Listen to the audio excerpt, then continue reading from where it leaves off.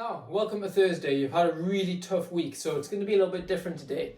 We do have an optional workout at the end, but today is largely skill-based, so let's try and nail this. Send in your videos, send in your pictures, and let's see what we can achieve today. We're going to be working on a headstand. Now, some of you maybe have never done this before, so now is a really good time to give it a try. What I've set up here is like a small towel just to get rid of some sweat and stuff. You can use a pillow, but that's totally optional. Ideally, you want to have your head and hands on the same height surface. So if you're going to use a pillow, feel free to go on your fists. But if it's quite a soft give pillow like this, you can just stay on the palms of your hands.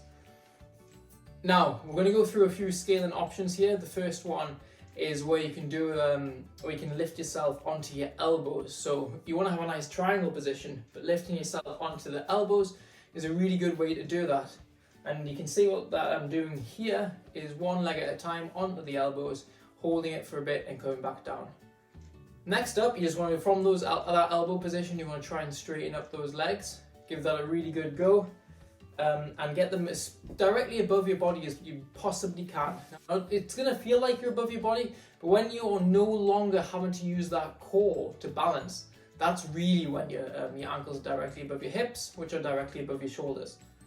Now, you might be aware of your abs right now. That's because we did a lot of work yesterday. That was fully intentional so that you could feel the amount of balance and core strength that's actually required to keep one of these handstand holds.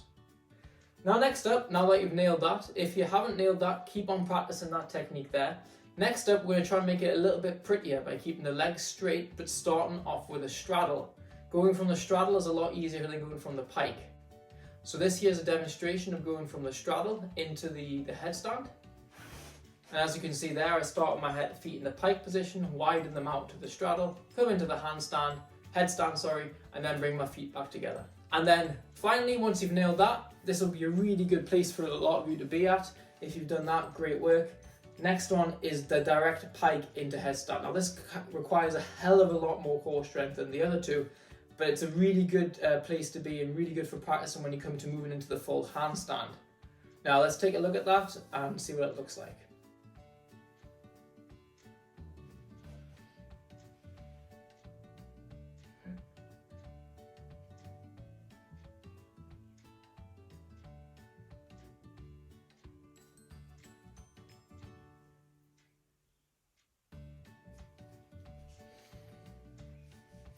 As you can see, a really important part of this is be able to control the descent just as much as the ascent.